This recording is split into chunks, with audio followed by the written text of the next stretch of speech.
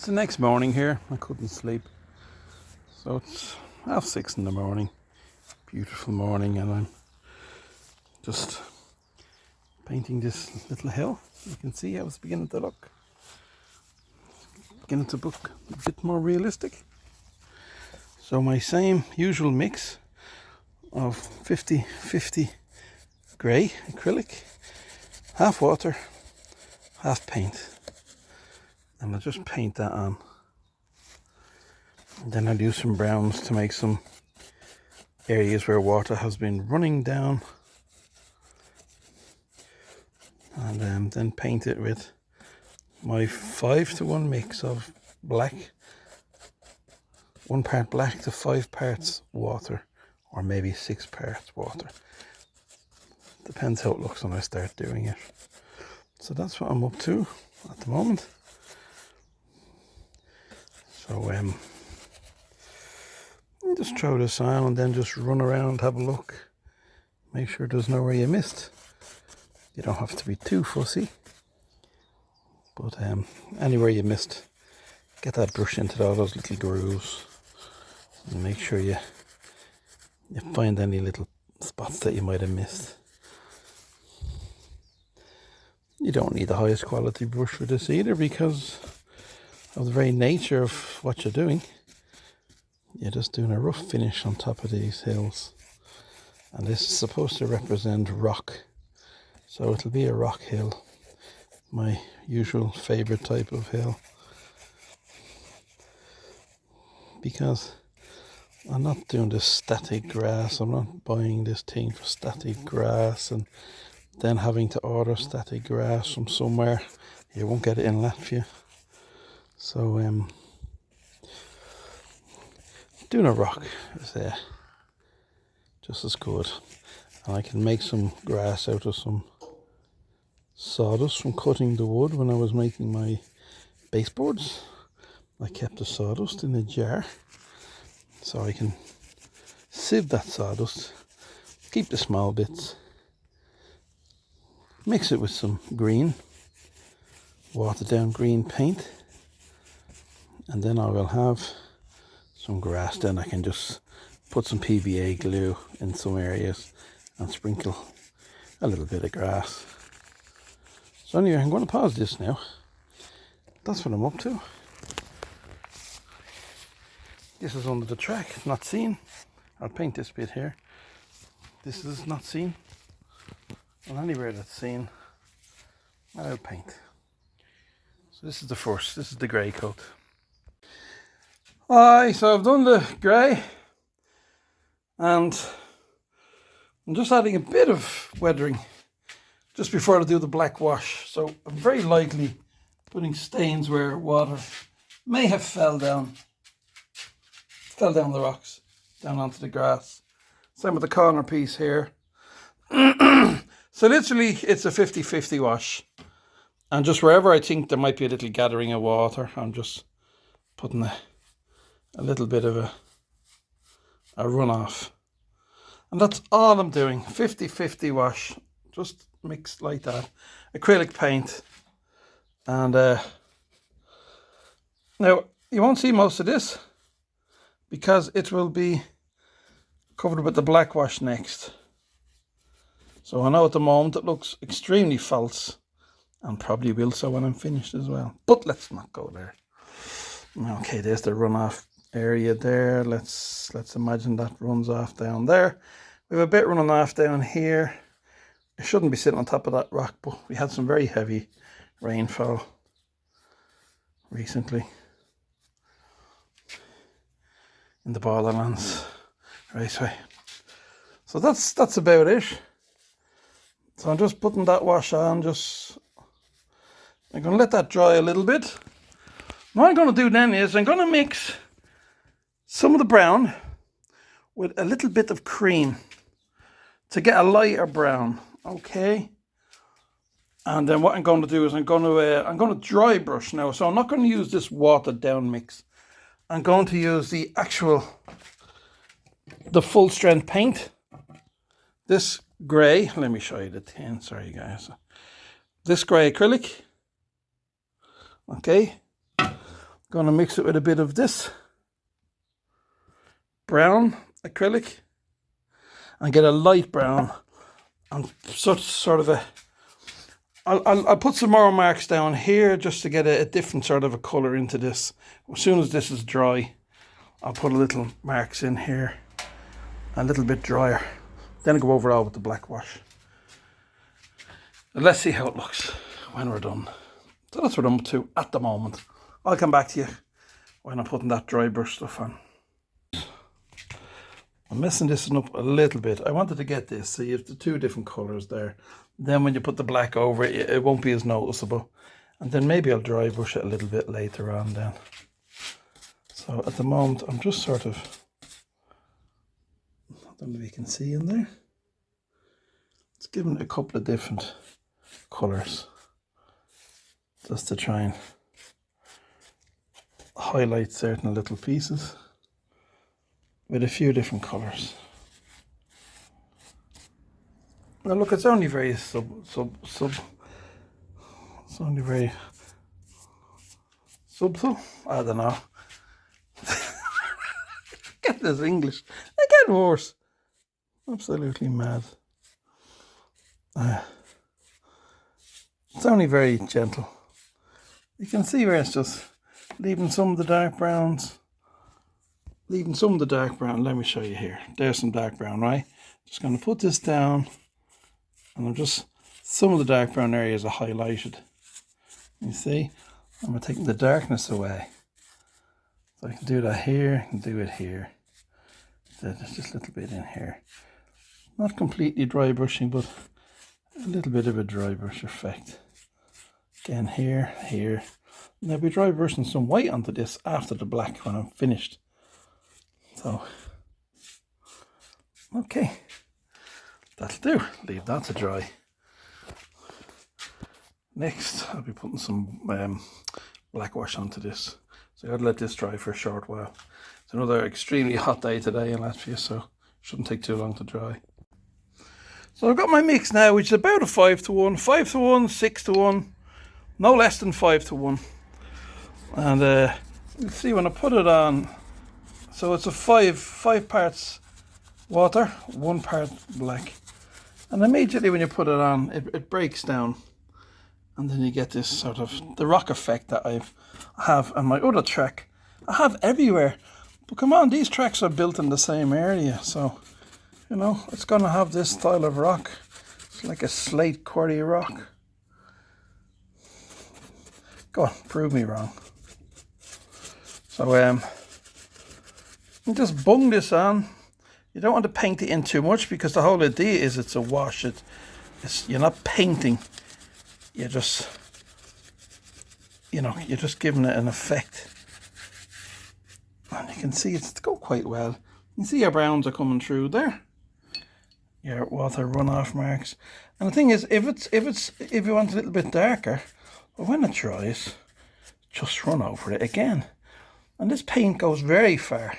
You can imagine, like 1 tin of paint to 5 tins of water. So it's very economical. And look, this is my way of doing my tracks. I like to do rockery and just a few trees.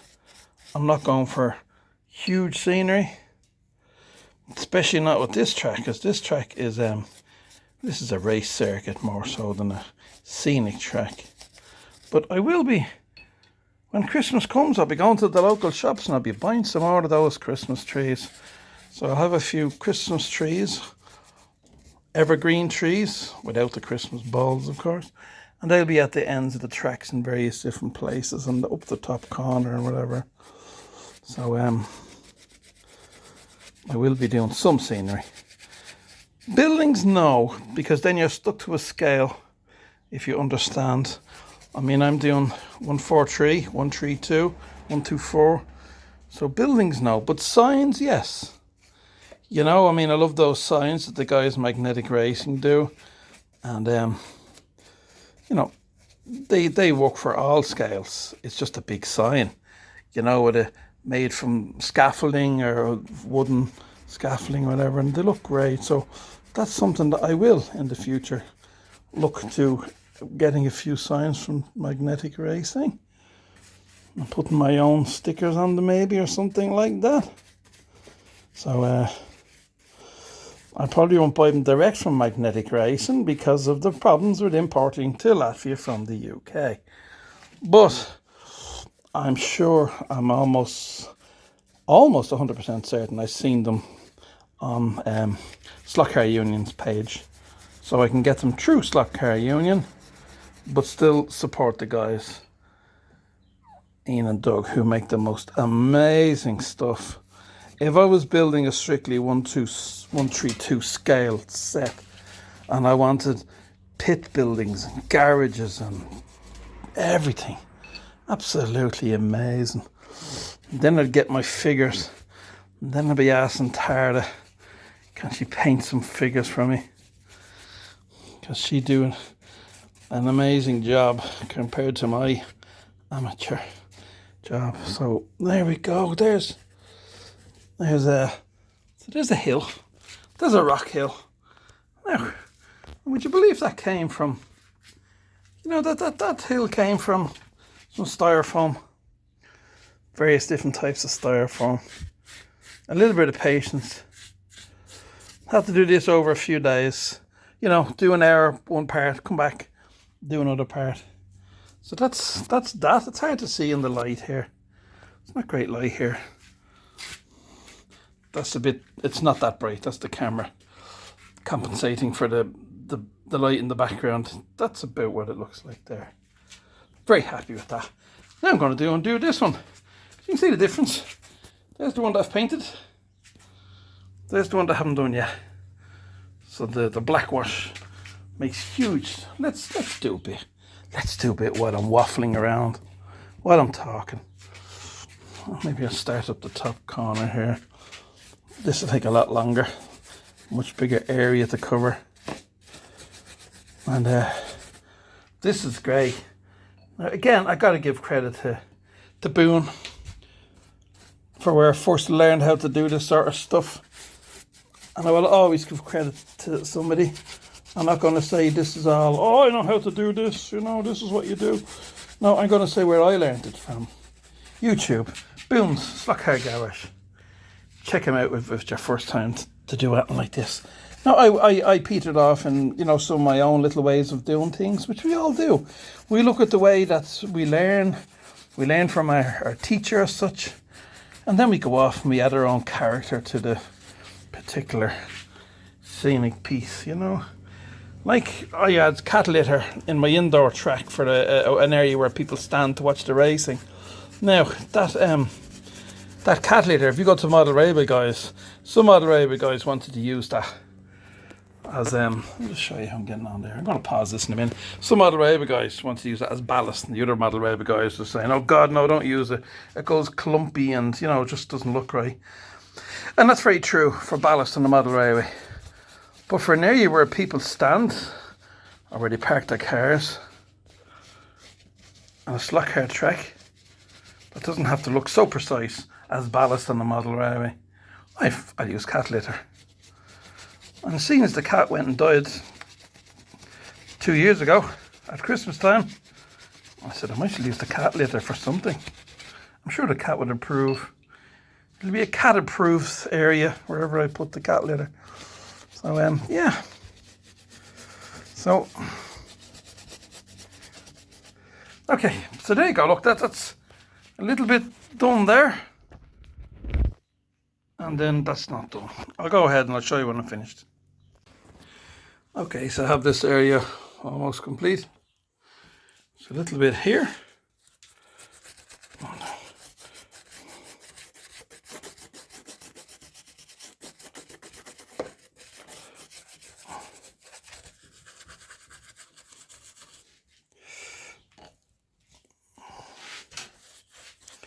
It took about 20 minutes to do this. So it's a fairly quick process. And the fill's fairly great because it's water, so it very quickly goes into any gaps you have. And you just got to check it a couple of times, make sure you haven't missed anything. And you know, even if you go back later when you've no paint left and you notice a gap where you forgot to do something painting, just stick a bit of foliage in it. Just stick some flock into it, or some greens, or a plastic tree sticking out of the area where you've missed. Now, that's just the light catching that strangely. That is actually painted there. There's the sunshine coming in, powerful sunshine. Okay, so that's 2 of them done. That's gas with that light. Actually looks unfinished. My hand over the light. There we go. So, yeah, that'll do me. I just got to turn around. Remember in previous posts, go from all angles, turn it around. You'll see loads of little places like in here and in here, maybe at the back here that you missed.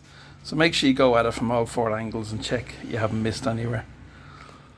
And that's it. That's the making of a mountain. I'll stick it onto the track now in a while. Or maybe I'll stick some foliage on it before I put it back on the track. Very little, because it's a barren landscape. So it's representing just a rock hill. Very barren. Just to finish up the video, guys, I'm just doing a bit of dry brushing. So what I have is some white latex paint. Okay, and I'm just taking a little bit of paint and just, I don't know if you can see, let me just get in there a little bit. As you can see, it just gives a little bit of highlight to those certain areas. Brings up a little bit. Kind of hard to see. There's some cracks in the plaster you can see as it dried out. But I don't know rock formations that don't have cracks. So let me see if it's kind of hard to show you what it does. Let me do 1/2 dry brushed. No, you have to be very careful. It's very easy to go too far with the dry brushing effect, and then it just looks like paint. A little gap in there. Let's try and get a bit of dry brushing in there. You can just sweep that over. It's just giving definition, you know. It's just it sort of highlights the pieces. So you're literally putting a tiny bit on it. That would be too much. If I paint that, it'll just paint white.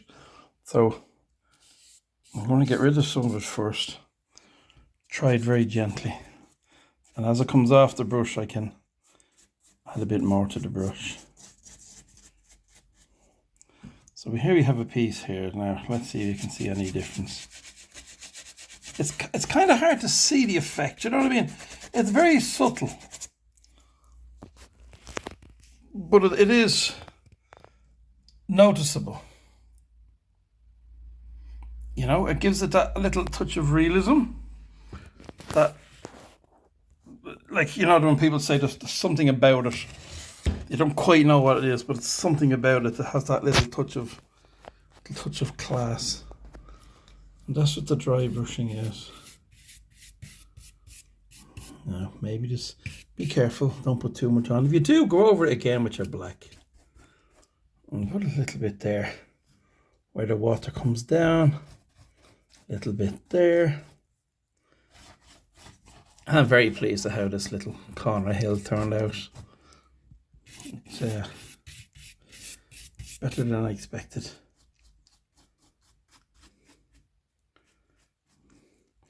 A little bit too much there. A little bit in there. A little bit down there. You can actually also put that where I have the water, just to give a little bit of a thing to the water run down, you know. And that's it. You're just flying over it, giving it a few highlights, not going crazy. You know.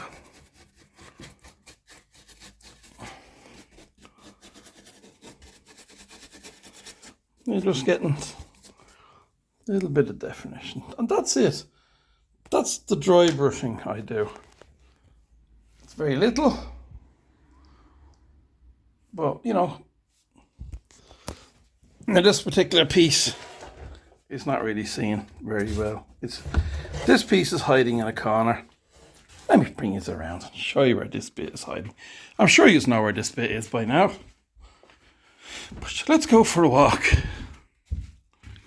Do. You don't know we're walking, do you? All you know is the camera's moving. Okay. So this bit goes here. Into this little corner.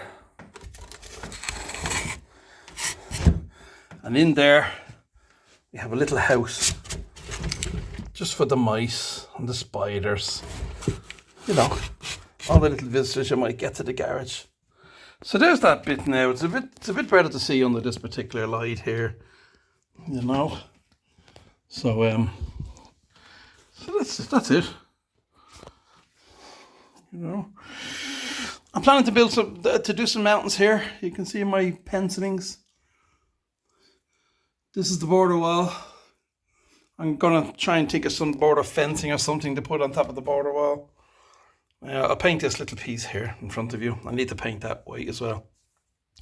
There'll be a mountain here, some sort of a wall. Definitely mountains here, which is the neighbouring country.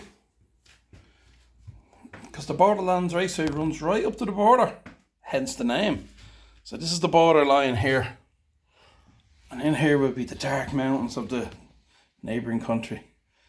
That's a plan I have to do.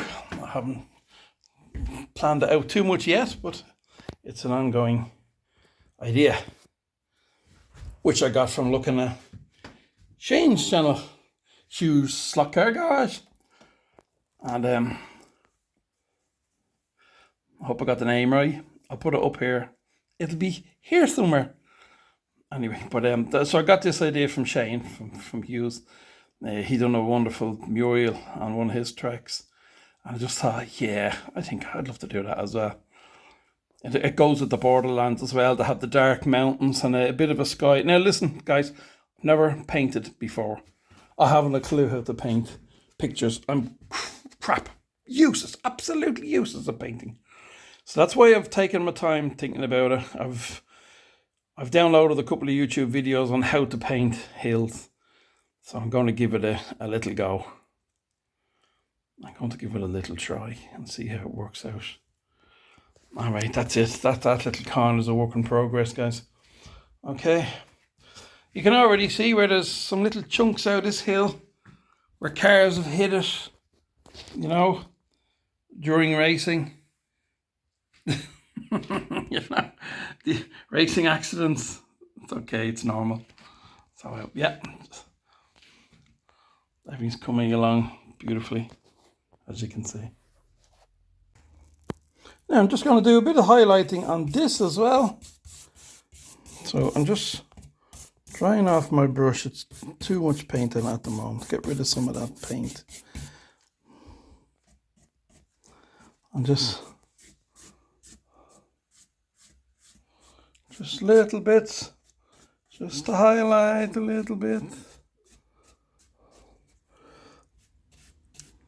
It's better to do not enough than too much in this situation. So, you know, to not do it enough, you can get away with it. If you overdo it, you got to get your paint out again and do your black again.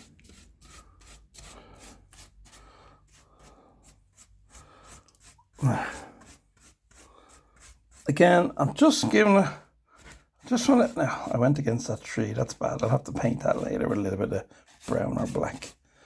So, you know, that's all I'm doing. I'm not even painting, I'm just letting the brush, like almost like that, just sort of letting the brush go. And just, the paint will find its own place. Now, that's all now. That's the end of the post. But you know, there's something I want to show you guys. You might wonder why I'm going to hold this, even though it's wet. Shouldn't really do this, but it's okay. So this part here, right, is from this area here. So let me just put this down this way.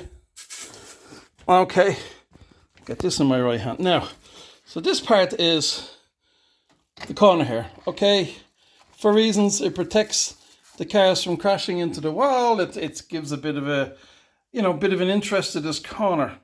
But just to show you, the reason why I never glue anything down is, number one, if I decide to change the track, I'm just left with the baseboards, I can do what I like.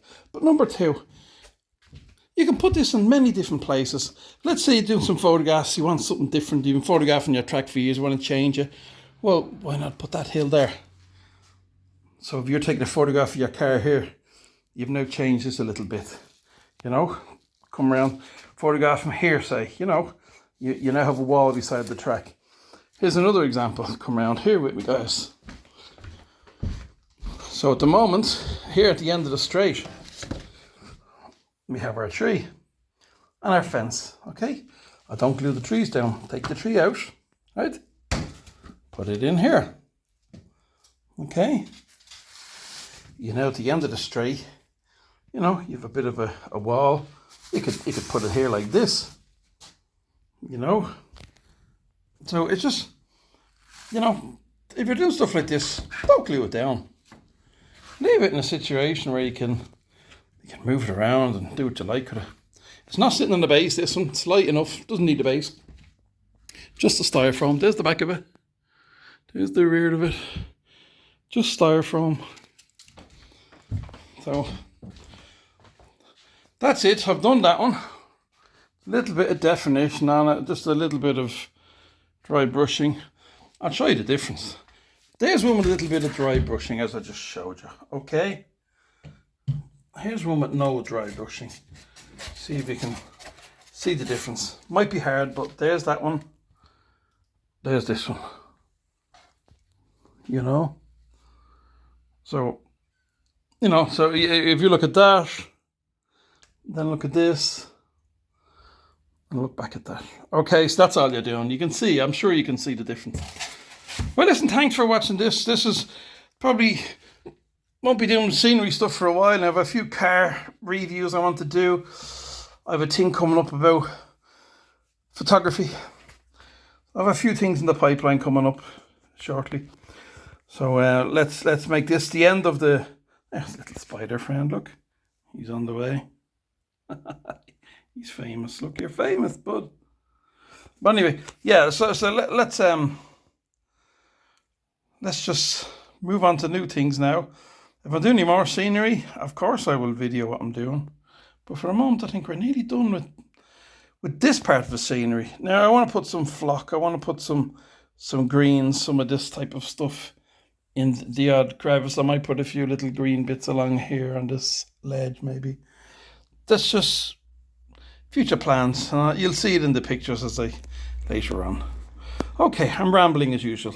Thanks for watching, guys. I appreciate each and every one of you. I appreciate your comments. And thank you so much to all my subscribers and people who look and people who comment. And it's a fantastic hobby. It really is. It's great fun. There's so many aspects to it. You have the scenery, you have the cars. People just want to collect cars. You have people who love to build tracks. You have people who love to build scenery. You have people who just love the social aspect of it. If they're lucky enough to have a club and they race every week. There's some people who have cars for racing. They just go to the club to race. They don't have a track at home. Maybe they live in a small place. Maybe they can't afford a track. But they can afford a couple of their favourite car. And they go to their local club. And guys, you're blessed to have a local club. There ain't nothing here. So, except my club.